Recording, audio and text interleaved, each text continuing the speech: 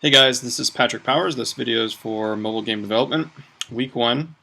So, I did pretty well this week, I would say. You can see on the screen is kind of what I got going on. It's a game where you are this bird over here, and you're flying around. You gotta avoid the airplanes. Right now, the airplanes don't do anything, but you can see if I do collide, the log actually puts it out that it says plane and bird are hitting. So, I just haven't figured out what I want to do with that collision yet. And then what I have down here are the cars, and the objective is to poop on them. Let's see if I can actually hit one. It's a little easier with two, and there you can see the collision actually happens. It changes the sprite to a new sprite, slows down the car, and actually exits its left screen.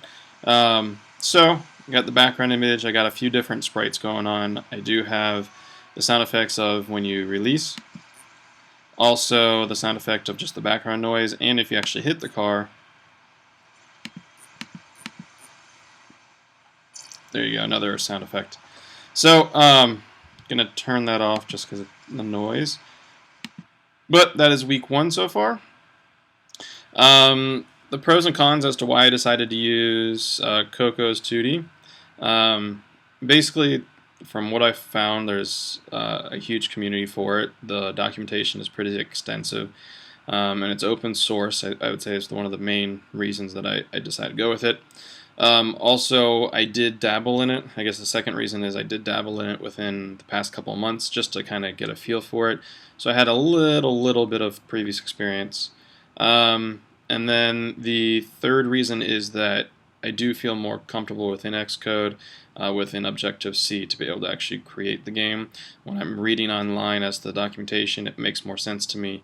So that's another one of the main reasons I decided to use Coco's 2D.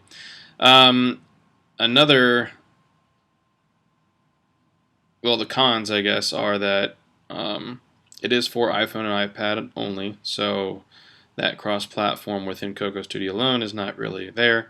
And then also, for me, I do need to get better at Android and everything that goes with it. So by not exploring Android, I'm just putting myself a little bit farther behind. But I think since I do know Xcode, I do know that side of things better, this is one more thing to add on to that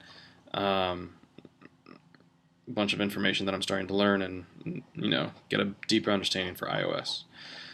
What was most valuable for me? I think actually getting a head start within the class, meaning jumping into Coco's 2D a couple months ago, and just looking over some tutorials online helped me out.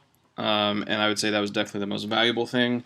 But also quite a few tutorials that I found online helped me to really get established and get started with everything we need for this week.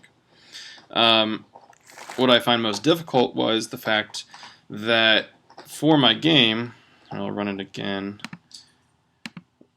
I can't show you necessarily on the emulator because I need 2 fingers, but what I was doing is I was flying around and I wasn't able to actually use multi-touch within the interface. So if I clicked on the button on the far right here, at the same time of pushing on this, it wasn't working. It wasn't actually reading the click. So I was looking up how to use multi-touch within Coco's 2D and went all over the place backwards and forward until I found a simple one piece of code, one line of code to put in the app delegate, and done.